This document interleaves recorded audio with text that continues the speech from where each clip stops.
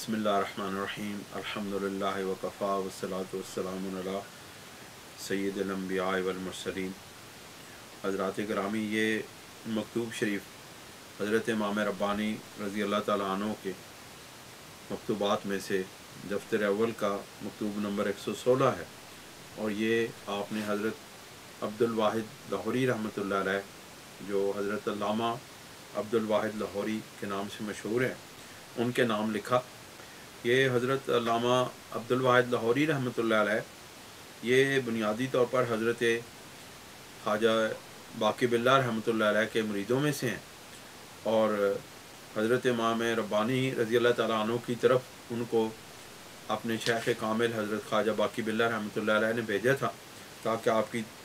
بارگاہ میں رہ کے وہ تربیت حاصل کر سکیں۔ آپ کے متعلق یہ بات مشہور ہے کہ آپ بہت زیادہ مراقبات کرنے والے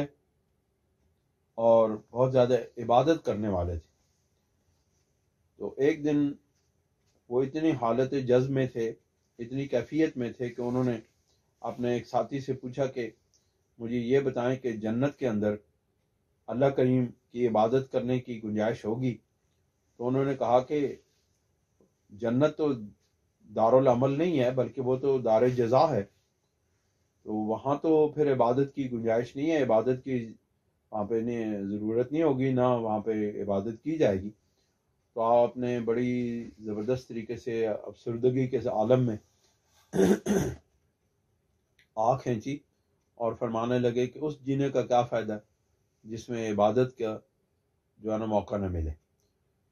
یہ بہت ہی زیادہ نیک بزرگ تھے، حضرت امام ربانی رضی اللہ تعالیٰ عنہ جن دنوں لاہور تشریف لائے تو ان کو ایک بزرگ ملنے آئے، وہ سبزی بھیجا کرتے تھے۔ تو وہ جب تشریف لائے تو حضرت امام ربانی رضی اللہ تعالیٰ عنہ نے ان کا بہت احترام کیا اور بڑے محبت کے ساتھ ان کو اپنے پاس بٹھایا۔ جب وہ چلے گئے تو لوگوں نے پوچھا کہ آپ نے یہ جو شخص آئے ہیں، یہ سبزی بیچنے والے ہیں، آپ نے ان کا بہت احترام کیا ہے۔ یعنی کہ وہ اس وقت جس وقت حضرت امام ربانی رضی اللہ تعالیٰ عنہ تشریف لائے تو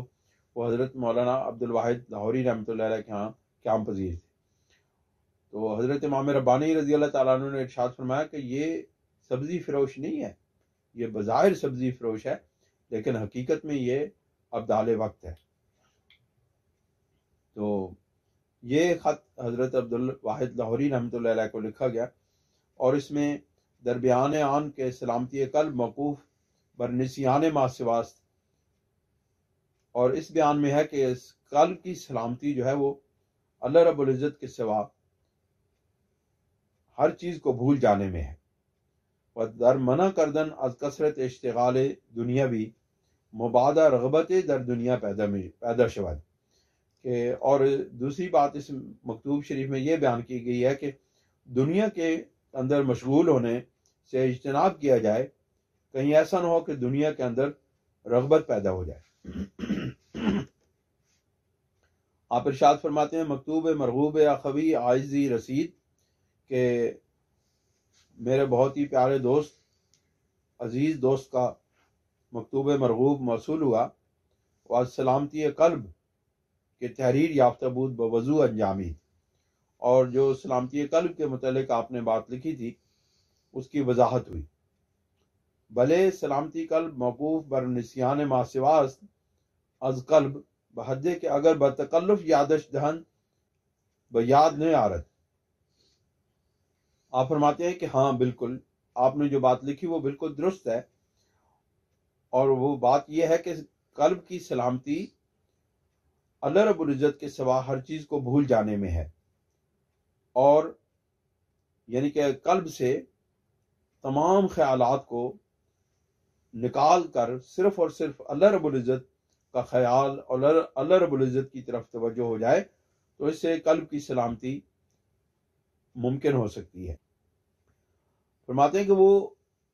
ما سوی اللہ کو بھولنا، یعنی اللہ کے سوا کو دل سے نکالنا یا دل سے بھول جانا ایسا ہو کہ اگر بتکلف یادش دہن بیاد نہ آرد، کہ اگر کوئی بات دنیا کی کوئی بات ان کو زبردستی بھی یاد دلائی جائے تو وہ یاد نہ آئے۔ برین تقدیر خطور ماسوار امانی نباشد، اس تقدیر پر یعنی اس اصول پر جو اللہ رب العزت کے سوا جو خطرے گزرتے ہیں یا جو وسوسے آتے ہیں ان کی کوئی معنی نہیں ہوں گے، یعنی کہ اس کی وجہ سے پھر یہ سلامتی قلب میسر نہیں ہوگی۔ یہ حالت معبر بفنائے قلبی است، اور اس حالت کو یعنی اللہ رب العزت کے سوا تمام خیالات کو قلب سے نکال دینا اور بھول جانے کو فنائے قلبی سے تعبیر کرتے ہیں۔ وقدم اول است درین راہ، اور اس راستے میں سب سے پہلا قدم وہ یہ ہے راہ و مبشرات کمالات مراتب ولایت است، اور فرماتے ہیں وقدم اول است درین راہ، اور اس راستے میں یہ پہلا قدم ہے، یعنی طریقت کے راستے میں، طریقت نقشبندیہ کے راستے میں یہ پہلا قدم ہے۔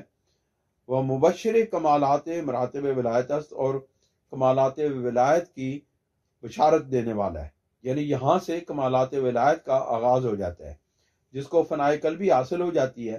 یعنی اس مقام اور مرتبے پر جو پہلا قدم ہے، یہاں پر اگر فنائے قلبی حاصل ہو جائے، اور فنائے قلبی کا معنی یہ ہے کہ اللہ رب العزت کے سوا ہر چیز سالک کے قلب سے نکل جائے۔ فرماتے ہیں یہ کمالات درجات ولایت کے کمالات کی یہاں سے بشارت عطا ہوتی ہے۔ علی تفاوت درجات الاستعداد، کہ درجات کے استعداد کے فرق کی وجہ سے جو بھی درجات ہیں ان کے فرق کے حساب سے استعداد کا جتنا جتنا فرق ہوگا اسی طرح مراتب ولایت کا درجات کا بھی فرق ہوگا۔ ہمت را بلند دارن و بجوز و مویز قناعت نہ کنن، تو جو اس راستے پر چلنے والے ہوتے ہیں وہ بڑی بلند ہمت رکھتے ہیں، اور گری پڑی چیزوں یا چھوٹی موٹی چیزوں، جوز کہتے ہیں اخروٹ کو اور مویز کہتے ہیں منقع کو، یعنی بہت ہی حقیر چیزوں پر وہ توجہ نہیں دیتے اور اس کے اوپر قناعت نہیں کرتے۔ ان اللہ یحب معالی الہمم، یہ ایک مقولہ لکھتے ہیں کہ بے شک اللہ رب العزت بلند ہمت لوگوں کو پسند فرماتے ہیں۔ ہمت را از کثرت اشتغال بامور دنیویہ خوف رغبت است درین امور دنیا، کہ دنیاوی امور کے اندر زیادہ اشتغال سے یعنی کثرت کے ساتھ اس میں مشغول ہو جانے سے اس بات کا خوف ہے کہ انسان گھٹیا امور کے اندر یعنی کہ جو دنیا کے گھٹیا امور ہیں ان کے اندر انسان کی رغبت نہ ہو جائے۔ اس بات کا خطرہ رہتا ہے کہ اگر دنیا کے امور کے اندر زیادہ مشغول ہوا جائے تو پھر یہ ہے کہ امور جو گھٹیا امور ہیں ان کی طرف رغبت بڑھ جاتی ہے۔ زنہار بیان سلامتی قلب غرہ نشون، تو اس بات سے آگاہ رہو یعنی کہ خبردار رہو کہ اس سلامتی قلب سے غرور میں مبتلا نہ ہو جانا، کہ اگر تمہیں یہ مقام اور مرتبہ حاصل ہو جائے کہ تمہارے قلب سے ما سوی اللہ کا خیال نکل جائے تو اس پر غرور نہ کرنا، اس سے دھوکہ نہ کھانا کہ امکان رجوع است، کیونکہ اس حالت کے جو دنیا کے اندر مشغولیت کا راستہ ہے کی حالت ہے اس کے واپس پلٹ آنے کا امکان موجود رہتا ہے۔ ودر اشتغال دنیاوی مہما امکن اقدام نہ نمائیں، اور دنیا کے معاملات کے اندر دنیا کے اشتغال کے اندر جہاں تک ممکن ہو سکتا ہے قدم نہ رکھیں کہ مبادہ رغبت پیدا شود ودر خسارت اندازت، کہ کہیں ایسا نہ ہو کہ اس کے اندر رغبت پیدا ہو جائے یعنی اس کے ساتھ دل لگ جائے۔ رغبت کا مطلب ہے دنیا کے ساتھ دل کا لگ جانا، دنیا کے اندر مشغول ہو جانا، کہیں ایسا نہ ہو کہ اس کے اندر قدم رکھیں اور اس کے اندر رغبت پیدا ہو جائے، اس کے ساتھ قلبی تعلق پیدا ہو جائے اور جو کہ خسارے کا باعث بن جائے گا اور وہ خسارے میں ڈال دے گا۔ ایاذم باللہ سبحانہ، اللہ رب العزت کی اس سے پناہ مانگتے ہیں۔ فرماتے ہیں کہ اگر دنیا کے اندر مشغول نہ ہوا جائے تو پھر کیا کیا جائے؟ آپ ارشاد فرماتے ہیں کناسی در فقراء بمراتب بہتر صدر نشینی در غنا، آپ فرماتے ہیں کہ فقراء کے دروازے پر جھاڑو کشی کرنا یعنی جھاڑو دینا اغنیا یعنی دولت مندوں کے درباروں میں صدر نشین ہونے سے بہت زیادہ مراتب میں بہتر ہے، اور تمام اس کا مرتبہ زیادہ ہے کہ اگر کسی فقیر کے دروازے پر جھاڑو دیا جائے بنسبت اس کے کہ کسی دنیا دار غنی کے سامنے دنیا دار کے ساتھ کہ محفل میں بیٹھ کے اس کی صدر نشینی کی جائے، یعنی اس کے پاس بیٹھا جائے۔ ہمت آن باشد کہ بفقر و نامرادی زندگانی چند روزہ بسر بردہ شود۔ آپ فرماتے ہیں کہ عالی ہمت یہ ہے، بڑی ہمت یہ ہے کہ یہ ہوگی کہ فقیری اور نامرادی کے ساتھ یہ چند روزہ زندگی بسر کی جائے اور اس کو گزار دیا جائے۔ فر من الغنائے و اربابہ اکثر ما تفر من الاسد، کہ دنیا داروں سے اس طرح بھاگو بلکہ جس طرح شیر سے بھاگتے ہو، بلکہ شیر سے بھی زیادہ بھاگو۔ اللہ تعالی ہمیں عمل کی توفیق عطا فرمائے۔